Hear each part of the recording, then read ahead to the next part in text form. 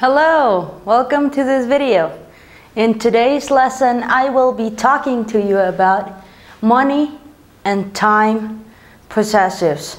Money and time and other quantities can be possessives, but this note here tells you that it does not implicate true ownership.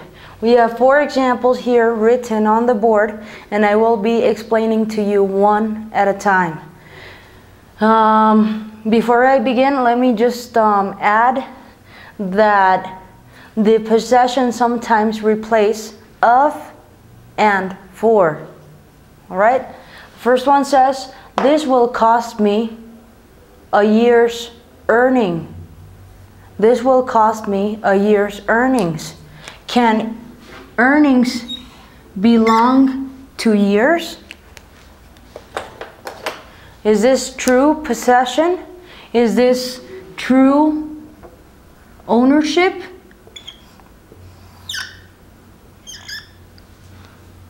No, it is not. Your earnings do not belong, do not literally belong to the year. But this comes in replacement of this prepositional phrase here. This will cost me a year's earnings. You could say, this will cost me the earnings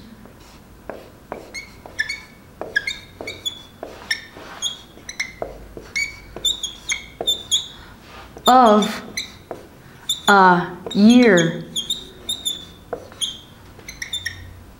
The earnings of a year. As you can see, I have a preposition here. So it is a prepositional phrase. This will cost me the earnings of a year. All right? So it looks a little bit better when in formal writing when you use this, the prepositional phrase, instead of the possessive form of quantity expressions. This will cost me a year's earning. But this here on the top, the money and time and quantity possessives, are very, very common in spoken English language.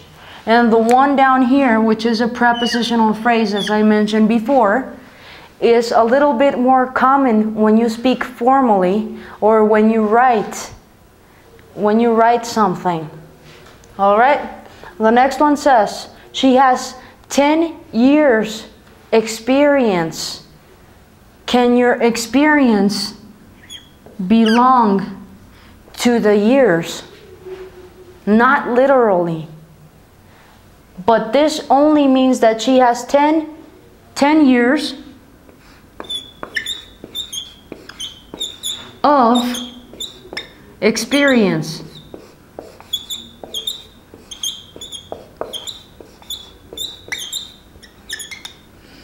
Instead of this here, which is the apostrophe and the s that indicates it is a possessive, you will use a prepositional phrase. Remember, this is more common for spoken language.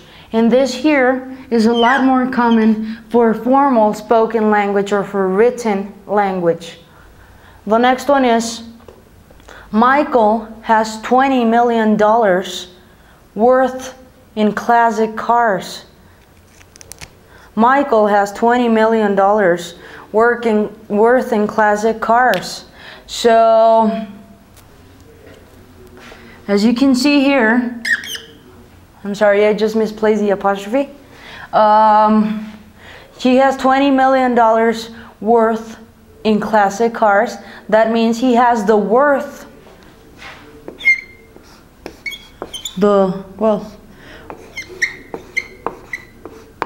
or the total of,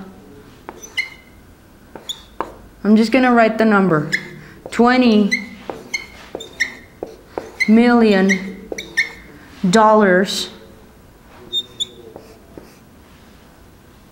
in classic cars. So instead of saying Michael has $20 million worth in cars, you will say the worth of $20 million in classic cars. Michael has the worth of $20 million in classic cars. Minnesota is one day's drive away from here. What do you think this means? 1 day's drive. Can the drive literally belong to the day? Not literally, but this is a figurative speech. So you will just use a prepositional phrase to make this clearer. Minnesota is 1 day's drive away from here. Minnesota is a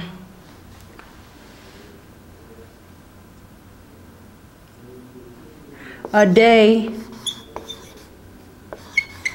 of distance from here. Or you could say a day of driven distance. You could put this here, and it would be a perfect prepositional phrase. All right? Next, I will give you some practice exercises so that you can help me or work with me through this very interesting topic. Now you are going to help me to change these money and time expressions or related sentences into their possessive form. The first one says the wages for a month. The wages for a month. Or you could also say the wage for a month. Instead of using for here, for a month is a prepositional phrase, we would say a month's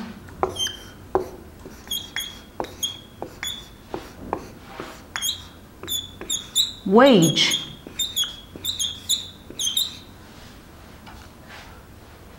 Can the wage belong to the month literally? No, we already know that we're not speaking literally. We are speaking figuratively. The next one says the work of 1 day. The work of 1 day is a prepositional phrase. We are going to replace that with a possessive. The work of 1 day. You could say 1 day's work. Remember, as I told you, these expressions are very common in spoken language. The last one says a flight of 2 hours. The flight of 2 hours. We know that of 2 hours is a prepositional phrase. Why? Because we have this here. So we know that they are prepositional phrases because they do not have a verb and they do not have a subject. All right? The flight of 2 hours. So we will say 2 hours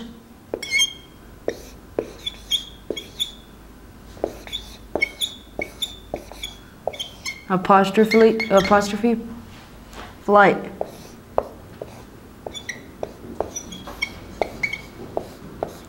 So this is the way you change money and time and quantity expressions into possessives.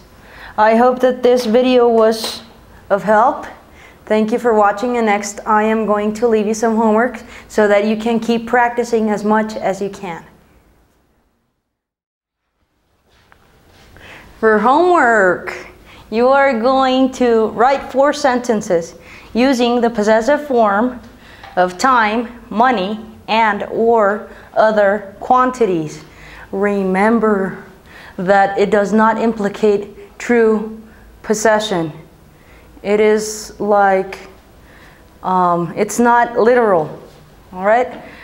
But this will help you with spoken language because this grammar structure is very common when you speak.